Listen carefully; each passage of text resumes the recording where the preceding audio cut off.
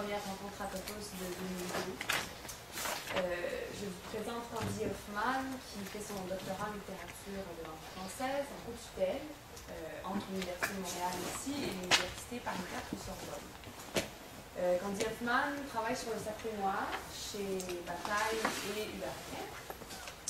Puis je peux vous dire que Candy travaille dans une double hybridité. Celle d'abord de la théorie et de l'art, chez Bataille plus particulièrement, et celle du sacré et de la littérature. Concernant la première hybridité, une des questions essentielles est de déterminer pourquoi choisir un mode d'expression plutôt qu'un autre, et surtout, y a-t-il des choses qu'on ne peut dire qu'à travers un discours philosophique et d'autres qui doivent être exprimées dans l'expérience littéraire. Pour ce qui touche à la seconde hybridité, celle du sacré et la littérature, on semble revenir aujourd'hui au sujet qui a lancé ces rencontres à Topos, le sacré et la littérature, donc. Alors, je suggère qu'on essaie de réfléchir aussi aux raisons qui motivent un tel intérêt pour le sacré et sa relation à la littérature ces dernières années, dans notre génération. Un intérêt qui peut paraître assez surprenant d'ailleurs pour notre génération, plutôt sécularisée, laïque. Alors, c'est une des pistes que je crois qui vient un peu empiriquement comme ça, mais qui peut être intéressante de creuser. Alors, sans plus tarder, je laisse la parole à Candy. Merci, bonjour à tous. Merci d'être venus, ça fait plaisir.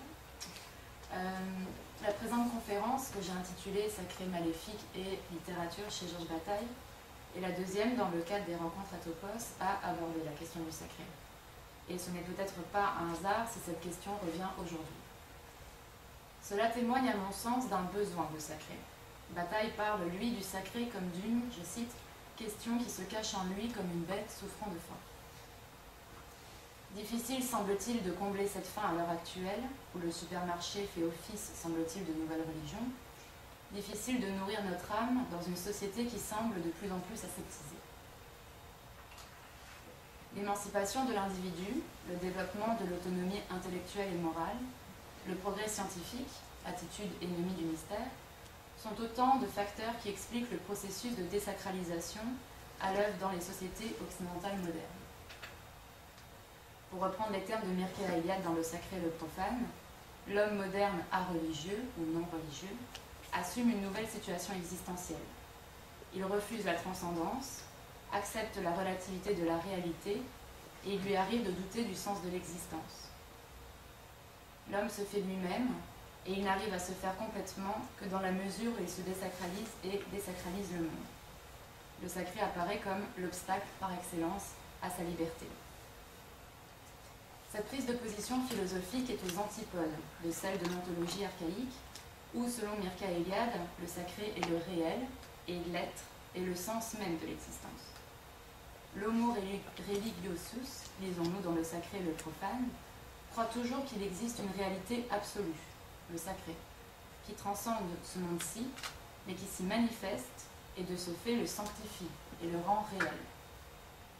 Le sacré réalise le monde, il permet à l'homme de se situer.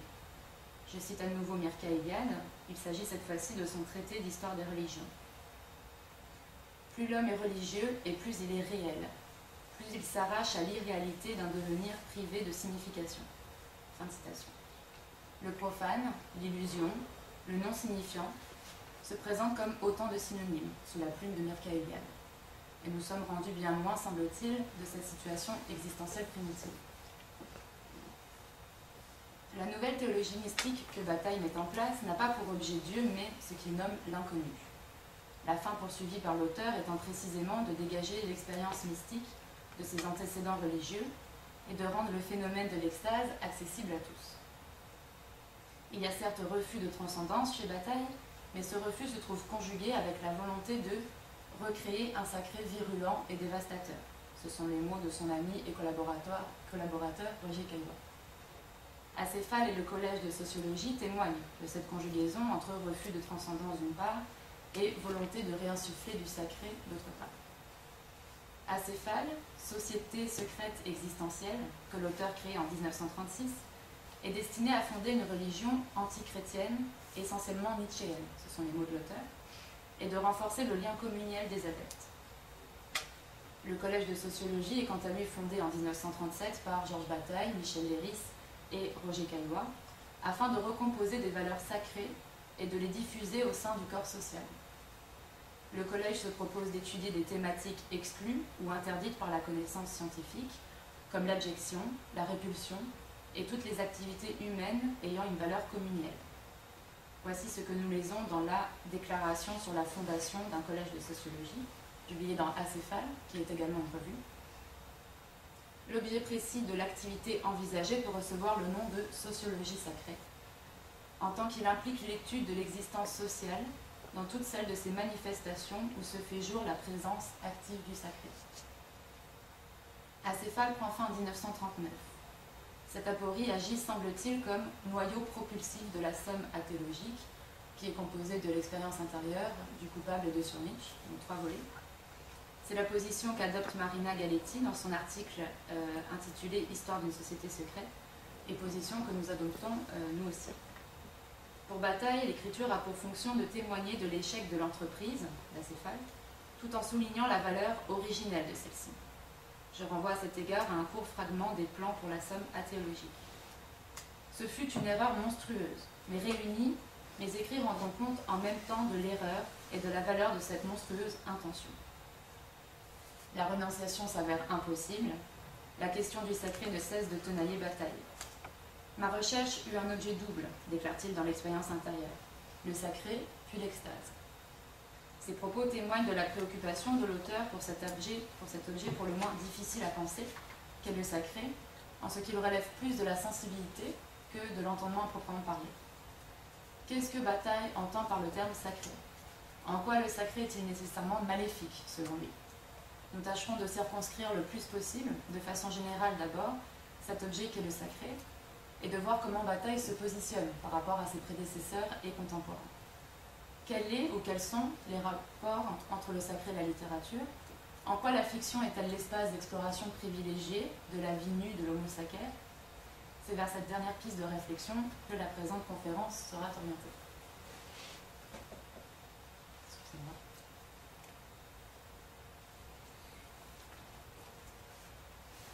Tout d'abord, comme le note Rodolphe Otto, le sens figuré du terme sacré diffère du sens primitif. Et c'est bien sûr le sens primitif qui nous intéresse. Nous entendons ordinairement par le mot sacré, déclare Otto dans son ouvrage intitulé Le sacré, un prédicat d'ordre éthique, synonyme d'absolument moral et de parfaitement bon. Selon Otto, le sacré a fait l'objet d'un processus de moralisation et de rationalisation qui aurait commencé aux époques les plus reculées de la tradition de l'ancien Israël et qui se serait manifesté surtout chez les prophètes et dans les psaumes. Otto parle, je cite, de saturation éthique d'un sentiment originaire et spécifique, neutre par lui-même à l'égard de ce qui est d'ordre éthique et qui signifie autre chose que ce qui est bon. Quel est donc le sens primitif originaire du terme sacré? Partons de l'étymologie. L'article sacer du dictionnaire étymologique de la langue latine d'Ernst Meyer, paru en 1932, fait état de la double signification du terme. Je cite. Sacer désigne celui ou ce qui ne peut être touché sans être souillé ou sans souiller. De là le double sens de sacré ou maudit. Fin de citation. Le terme sacer se caractérise donc par son ambivalence, son ambiguïté, puisqu'il implique aussi bien le maléfique que le bénéfique. Notons que le linguiste Ernst Meyer entretenait des rapports étroits avec les sociologues parisiens, en particulier avec Mauss et Durkheim. Durkheim participe lui aussi de la théorie de l'ambiguïté du sacré, pour reprendre une expression d'Agamben. Dans les formes élémentaires de la vie religieuse, ouvrage que je mentionne parce qu'il fait partie des lectures de Bataille, un chapitre entier consacré à l'ambiguïté de la notion de sacré. Durkheim classe les forces religieuses en deux catégories opposées, le faste et le néfaste. Je le cite. Le pur et l'impur ne sont pas de genres séparés, mais les deux variétés d'un même genre qui comprend toutes les choses sacrées. Il y a deux sortes de sacrés, l'un faste, l'autre néfaste. Le sacré est aussi bipolaire chez Roger Caillois, bipolaire au sens où il est composé de deux pôles, celui du pur du faste et celui de l'impur du néfaste. Notons que dans l'avant-propos de L'homme et le sacré de Roger Caillois, l'auteur témoigne de la parenté de pensée qui l'unit à Georges Bataille. Je dois exprimer ma gratitude à Georges Bataille. Il me semble que sur cette question, s'est établie entre nous une sorte d'osmose intellectuelle qui ne me permet pas, quant à moi, de distinguer avec certitude, après tant de discussions, sa part de la mienne dans l'œuvre que nous poursuivons en commun. C'est précisément pour cette raison que j'ai basé en partie l'étude du sacré sur l'ouvrage de Roger Caillois. Voici en quels termes l'auteur de L'homme et le sacré, et Bataille que nous pourrons lire en filigrane, définit et caractérise les deux pôles du sacré. Le pur est composé de puissance positive. Puissance positive. Là, je reprends l'ensemble des caractérisations apportées par Caillois. Donc, le pur est composé de puissance positive, d'énergie vivifiante, qui concourt à conserver et à accroître la vie, qui donne la santé, la prééminence sociale, le courage à la guerre et l'excellence du travail. La pureté est donc à la fois la santé, la vigueur, la bravoure, la chance, la longévité, la richesse, le bonheur, la dextérité. Je souligne ce point parce que Roger Caillois parle du sacré droit et du sacré gauche avec tout ce qu'implique toutes les connotations qu'impliquent les adjectifs droit et gauche. Le pur est noble, il provoque le respect, l'amour, la reconnaissance. À l'opposé se trouve la sphère de l'impur, composée de forces de mort et de destruction, les sources des maladies, des désordres, des épidémies et des crimes, tout ce qui affaiblit, amoindrit, corrompt, décompose. L'impureté rassemble la faiblesse, la lâcheté, l'infirmité, la malchance, la misère, l'infortune, la damnation, la gaucherie, pendant de la dextérité dont j'ai parlé tout à l'heure. En cela, l'impureté repousse, elle est ignoble, elle suscite dégoût, horreur et froid. Il y a donc d'une part un sacré droit et d'autre part un sacré gauche. La droite et la gauche sont bien sûr symboliques, comme nous pouvons le lire dans l'ouvrage de Robert Hertz intitulé « Sociologie religieuse et folklore ». La droite véhicule l'idée de pouvoir sacré, régulier et bienfaisant, principe de toute activité efficace, source de tout ce qui est bon, prospère, légitime. La droite est définitivement du côté de la vie. La gauche, en revanche, véhicule l'idée de pouvoir destructeur et meurtrier. Elle est une représentation ambiguë du profane et de l'impur, d'un être faible et incapable, mais aussi malfaisant et redouté. La gauche est du côté de la mort. Qu'il s'agisse du sacré droit ou du sacré gauche, la plupart des auteurs que j'ai pu lire jusqu'à présent insistent sur l'aspect négatif du sacré. Le sacré constitue fondamentalement un danger. Il est pour Rudolf Otto un mysterium tremendum et fascinans. Pour Roger Caillois, une force, une énergie dangereuse, incompréhensible, malaisément maniable. Pour Jacques-Albert Cutat, une puissance spirituelle lumineuse qui à la fois attire et repousse, fascine et terrifie. Le sacré est dangereux en ce qu'il est une force insaisissable et incontrôlable. La chose sacrée, c'est par excellence celle que le profane ne doit pas, ne peut pas impunément toucher, déclare Durkheim dans les formes élémentaires de la vie religieuse. C'est, pour reprendre les termes de Roger Caillois, ce dont on n'approche pas sans mourir. Le monde du sacré apparaît ainsi comme celui du défendu, du réservé, du séparé. De par la violence qu'il est susceptible d'introduire dans le monde profane, l'être, ou l'objet sacré, se présente comme interdit. Il est, et je cite Roger Caillois, protégé par des prohibitions destinées à prévenir toute atteinte à l'ordre du monde, tout risque de le détraquer et d'y introduire un ferment de trouble. L'entrée dans le monde du sacré implique nécessairement la dépense, la prise de risque, la violation des interdits. J'insiste sur ces points parce qu'on va vraiment les retrouver très présents dans l'œuvre de Bataille. En cela, le sacré s'oppose au profane qui, lui, implique la sécurité, la sûre et prudente soumission à la règle, la conservation de soi. Roger Caillois explique bien cette opposition fondamentale entre sacré et profane. L'attitude profane implique toujours une certaine abdication. Elle retient l'homme d'aller jusqu'au bout de ses désirs ou de sa volonté. Elle le met en garde contre les instincts périlleux et ruineux qui l'incitent à se dépenser sans compter. Du même coup, elle part d'une prestigieuse auréole, les héros insatiables qui, tels Faust ou Don Juan, ont osé assumer ces risques décisifs, bravant les puissances infernales ou faisant alliance avec elles. Ces figures mythiques, exemples de destin, demeurent dans l'imagination des symboles concrets du sort de grandeur et de perdition, réservés à qui violent les interdits et passent la mesure dans leur décence, de l'intelligence et de la volonté. Il leur reste la gloire de n'avoir accepté aucune limitation divine ou humaine, quand il s'est agi de satisfaire l'un de ses appétits inextinguibles de sentir, de savoir et de dominer. Ce qui fait à ses ambitions un contrepoids véritable et digne d'elle, ce sont les ambitions inverses, les renoncements de la sainteté, l'acceptation joyeuse de la chasteté, de l'ignorance, de l'obéissance, le désir de ne rien sentir, de ne rien posséder, de ne rien saisir et de ne rien désirer même, le goût de donner à la place de celui de prendre. Ainsi, de part et d'autre du milieu profane, on retrouve l'ambiguïté fondamentale du sacré, le monde redouté des conquêtes sacrilèges, le monde béni des abandons sanctifiants, consacrés chacun par un égal dédain de la condition commune, par une même insatisfaction essentielle, à laquelle seule mettra fin la béatitude ou la damnation. Une belle citation pour finir la première partie de la conférence. Donc j'en viens maintenant à Bataille.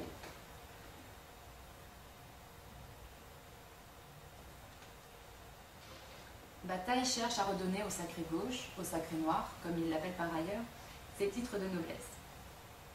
Comprendre l'homme comme un tout, sans exclure a priori sa part maudite, telle est la tâche que se donne la pensée de l'auteur. Selon lui, c'est le christianisme qui aurait réduit le sacré à son aspect béni et qui aurait renvoyé le sacré maudit au domaine profane. Le christianisme est pointé du doigt comme le coupable du renversement des valeurs par rapport à la représentation première, où l'immanence divine est dangereuse, où ce qui est sacré est d'abord néfaste et détruit par contagion ce qui l'approche. C'était une citation de la théorie de la religion de Bataille. Au stade païen de la religion, notre Bataille, c'est la transgression qui fonde le sacré. Seule la violation de l'interdit en ouvre l'accès. Le sacré, comme on peut le voir, est essentiellement négatif chez Bataille, et on retrouve vraiment la parenté de pensée dont parlait Roger Caillois. Sacré désigne l'interdit, disons-nous, dans la littérature et le mal de Bataille, ce qui est violent, ce qui est dangereux, et dont le contact seul annonce l'anéantissement, c'est le mal. Pour l'auteur, il est impie d'être moral. La morale est le frein qu'un homme inséré dans l'ordre connu s'impose. Le plan de la morale est celui du projet, propre au profane. Le contraire du projet est le sacrifice, c'est-à-dire l'abandon aux suites funestes. Notre lot est la destruction, non la durée.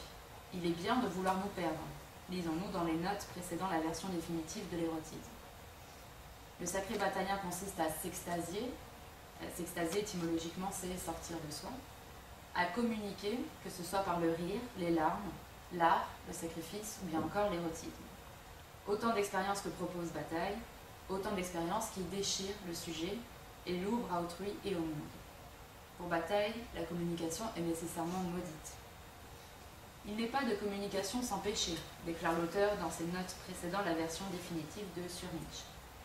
Péché est le fait de l'être cédant au désir d'aller au-delà de son être. Il lui faut pour cela briser l'intégrité de son être propre et l'intégrité d'autrui. Toute communication participe ainsi chez Bataille du suicide et du crime. La véritable sainteté consiste à détruire ce qui empêche les hommes de se pénétrer les uns les autres. L'image érotique n'est pas innocente. L'érotisme, précisément, est l'expérience qui illustre le mieux, à mon sens, la communication maudite, constitutive du sacré bataillon. Il est essentiellement, l'érotisme, et je cite l'expérience intérieure, consommation bachique des corps. La déchirure sexuelle, l'ouverture que représente la déchirure féminine, est ce qui permet aux partenaires de communiquer au sens où l'entend Bataille. La violation de l'être des partenaires rend possible la fusion, et il s'agit d'une violence, on dit Bataille, qui confine à la mort, au meurtre. Dans l'érotisme, l'auteur rappelle que dans l'Antiquité, l'acte érotique est rapproché de l'acte sacrificiel. L'homme tient le rôle du sacrificateur, il procède à une sorte de mise à mort par la mise à nu et la pénétration de la victime féminine. Au terme de l'expérience extatique, qu'elle soit érotique ou autre, le sujet atteint un au-delà de lui-même, non assimilable à quelque transcendance verticale que ce soit, une réalité indéfinie, ce qui ne peut être saisi, et que nous ne pouvons toucher sans nous dissoudre, qu'il est asservissant de nommer Dieu. C'était une citation du coupable. Ce que Bataille nomme par ailleurs l'extrême du possible ou encore l'impossible. La littérature exprime cet impossible. Elle le met en scène, elle le met en jeu par le biais de personnages et de scènes particulières, scènes érotiques surtout, comme nous allons le voir. Les romans et récits exercent, au dire de l'auteur lui-même, un pouvoir de révélation quant aux possibilités excessives de la vie. Je cite l'avant-propos du Bleu du ciel. Un peu plus, un peu moins. Tout homme est suspendu au récit, au roman, qui lui révèle la vérité multiple de la vie. Seuls ces récits, lus parfois dans les transes, le situent devant le destin. Le récit qui révèle les possibilités de la vie appelle un moment de rage, sans lequel son auteur serait aveugle à ces possibilités excessives. Je le crois, seules les preuves suffocantes, impossibles, donnent à l'auteur le moyen d'atteindre la vision lointaine attendue par un lecteur, là des proches limites imposées par les conventions. Dans l'érotisme, Bataille présente la littérature comme l'héritière des religions. Cette idée est fondamentale. Le sacrifice en particulier, la littérature se trouve rapprochée. Tous deux ouvrent les yeux de l'homme à la contemplation de la réalité excédente, qui est sans commune mesure avec la réalité quotidienne, et qui reçoit dans le monde religieux le nom précisément de sacré. Par sacrifice, Bataille entend non seulement le rite sacrificiel, mais aussi toute représentation ou récit dans lesquels la destruction, ou la menace de destruction, d'un héros ou plus généralement d'un être, joue un rôle essentiel. Et par extension, ajoute-t-il, les représentations où le héros, ou l'être, est mis en jeu sur le mode érotique. Ces propos s'appliquent parfaitement à ce que nous voyons à l'œuvre dans les romans et récits de l'auteur. Les personnages se sacrifient, ils se détruisent, et ce sont précisément les scènes érotiques qui représentent le mieux cette consommation.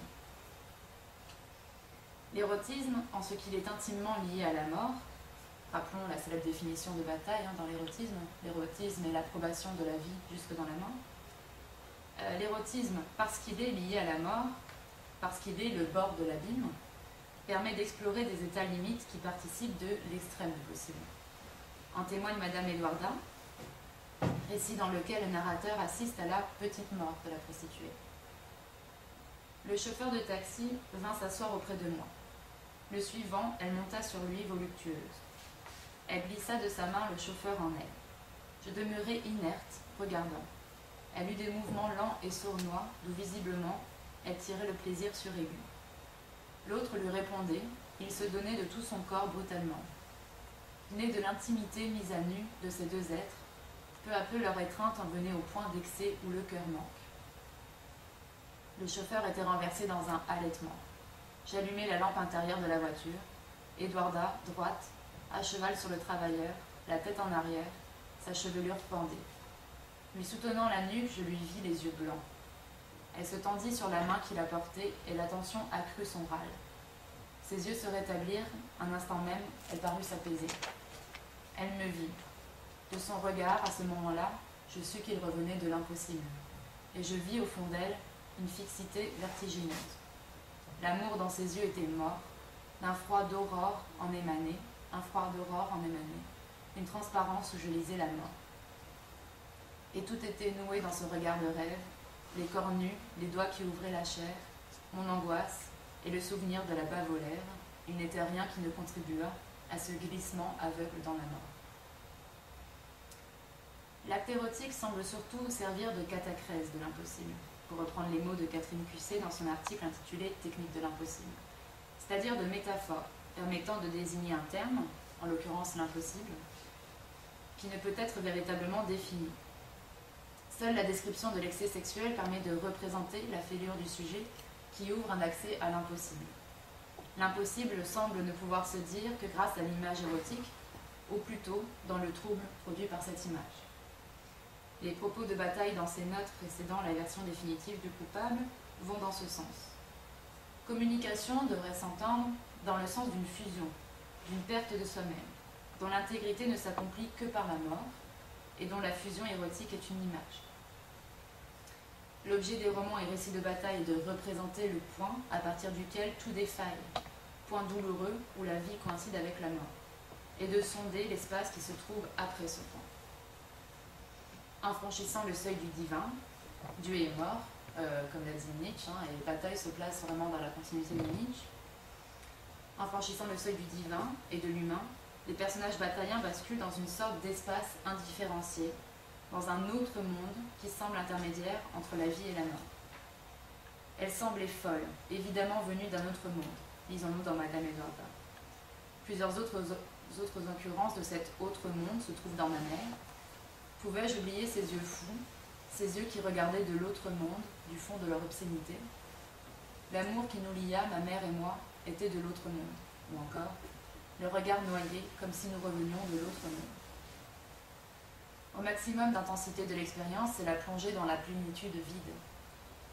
Les contorsions d'Edwarda m'arrachaient à moi-même et me jetaient dans un au-delà noir, déclare le narrateur dans Madame Edwarda. Il me semble que le vide m'envahissait, déclare Pierre dans Ma mère. Un vide se fit en elle, qui l'éleva comme un ange, lisons-nous dans un autre récit, Le Mort. Marie, personnage féminin du récit Le Mort, est dite par ailleurs saisie d'un bonheur pénible qui donnait sur le vide. Il n'y a pas de révélation à proprement parler de l'impossible, sinon celle d'un inconnu parfaitement noir qui vraiment ne sera jamais connu. C'est une citation de Coupable. Les romans et récits de bataille contribuent surtout à donner un avant-goût de la mort. L'auteur parvient à faire passer le lecteur de l'autre côté en lui faisant vivre par procuration la vie extatique des personnages. En cela, il réalise l'impossible. Pour conclure, la fiction apparaît chez Bataille comme le domaine d'exploration par excellence de la vie nue, à l'état pur, sacré, pour reprendre les termes d'Agamben dans son ouvrage Homo Sacer. Elle permet de sonder l'extrême du possible. Grâce à la fiction, le lecteur et l'auteur ont la possibilité d'aller plus loin que ce qui est vivable dans la vraie vie. Je cite l'histoire de l'érotisme.